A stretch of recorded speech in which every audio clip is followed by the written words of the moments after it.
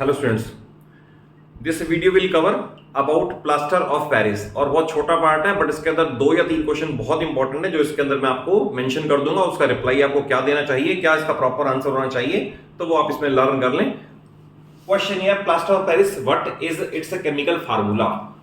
तो ये है कैल्शियम सल्फेट हाफ H2O, और इसे बोलते हैं calcium sulphate hemihydrate. Calcium sulphate hemi means half, इसकी वजह से हेमी हाइड्रेट। तो it is the formula of plaster of Paris. अब कई बार ये पूछ सकते हैं कि इसको प्लास्टर ऑफ पेरिस क्यों बोलते हैं, क्योंकि बेसिकली बनता है जिप्सम से। जिप्सम जो कि पहले सबसे ज्यादा पेरिस में मिला, जिप्सम मिला पेरिस में, और इसी से ही बनता है, तो इसका नाम फिर प्लास्टर ऑफ पेरिस बन गया।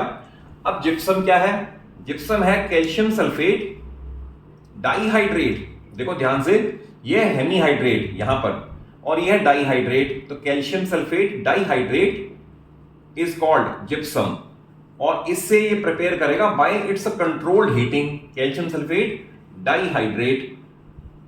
अब क्वेश्चन ये आ सकता है फर्स्ट ऑफ ऑल कि how plaster of Paris is prepared.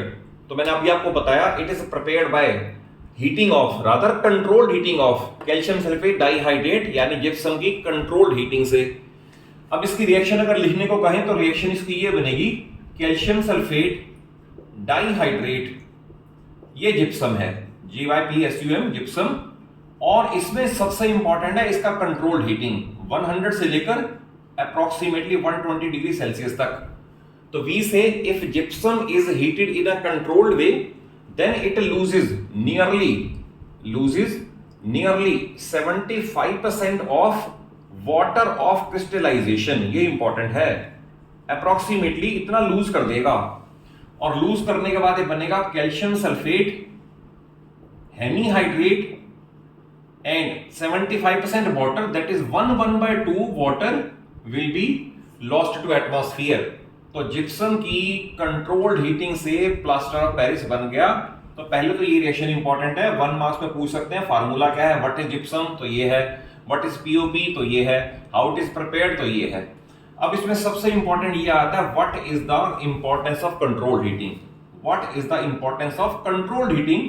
तो देखिए, अगर कंट्रोल्ड हीटिंग नहीं होगी तो ये सारा ही वाटर ऑफ क्रिस्टलाइजेशन लूज कर देगा। तो I will write, if heated beyond this temperature, if heated beyond 120 degree Celsius, then it loses all its water of crystallization and changes to, अब आता है वर्ड डेड बर्न्ट प्लास्टर। अब ये question आया था, what is a dead burnt plaster. Dead burnt plaster, ये 1 marks में question बहुत बार आता है। तो अगर अनकंट्रोल्ड हीटिंग करोगे तो सारा वाटर मॉलिक्यूल लूज कर देगा, तो ये बनेगा कैल्शियम सल्फेट एनहाइड्रस बिना वाटर मॉलिक्यूल का, and it is called dead burnt plaster. अब ये पूछ सकते हैं, डेड बर्न्ट प्लास्टर में क्या प्रॉब्लम है? तो डेड बर्न प्लास्टर में ये प्रॉब्लम है, it does not have hard setting property. It does not have hard setting property. Basically POP की यूज क्या है? POP का यूज है to set the fractured board in right position. तो अगर उसकी हार्ड सेटिंग प्रॉपर्टी ही नहीं होगी, it does not have hard setting property, तो ये किसी काम का नहीं है। तो that is it is waste for hospitals और for those who are using it for setting the fractured bone in right position. तो ये क्वेश्चन जरूर आप लर्न कर ले, what is dead burnt plaster. मैं रिपीट कर दूं कि अगर जिप्सम की अनकंट्रोल हीटिंग करोगे, uncontrol means below above 120 degree Celsius, तो then it will loses all its water of crystallization and it will change to calcium sulphate which is called dead burnt plaster. तो ये इसकी preparation है। अब इसकी आती है प्रॉपर्टीज और यूजेस। तो प्रॉपर्टीज में आपको मैंने बता दिया कि अगर वेट करें, इफ वेटेड, अगर इसकी वेटिंग कर दें तो ये फिर दोबारा जिप्सम में कन्वर्ट हो जाएगा, जिसे बोलते हैं ऑर्थोरोम्बिक डाइहाइड्रेट। तो that is calcium sulphate hemihydrate, और अगर दोबारा वेट कर दें तो प्लस वाटर लिखेंगे, और जो फार्मूला बनेगा वो है CSO4.2H2O। तो इससे वैसे इसका परफेक्ट नेम तो है ऑर्थोरोम्बिक डाइहाइड्रेट, बट फिर भी जिप्सम लिख दोगे तो भी चल जाएगा क्योंकि सेम है दोनों, ऑर्थोरोम्बिक डाइहाइड्रेट। और इस तरह से बोन को सही पोजीशन में रखने में हेल्प करेगा। तो when wetted it forms a hard mass which is called orthorhombic dihydrate or gypsum, and then it can be cut with the help of a knife or some other sharp device only, otherwise cut भी नहीं होता ये वाला, correct. तो ये हो गया इसका प्रॉपर्टीज का।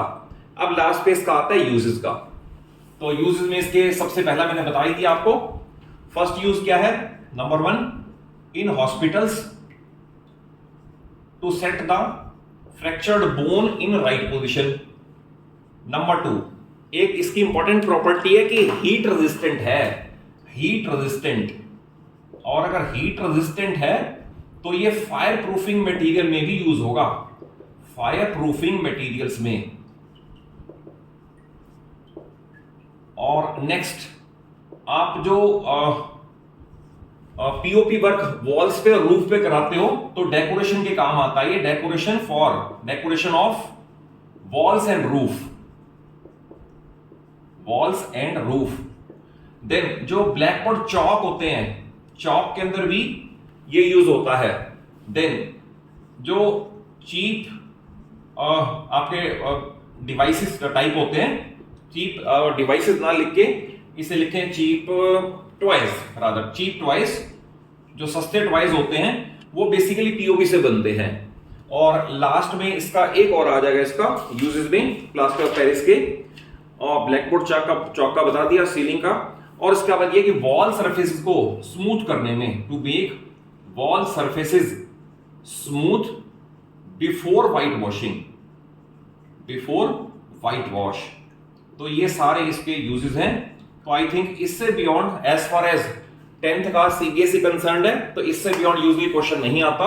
तो पीओपी है क्या, फार्मूला क्या है, बनता किससे है, कंट्रोल हीटिंग की क्या इंपॉर्टेंस है, देन डेड बर्न्ड प्लास्टर क्या है, एंड देन ऑर्थोरोम्बिक डाइहाइड्रेट क्या है, एंड देन इसके ये यूजेस।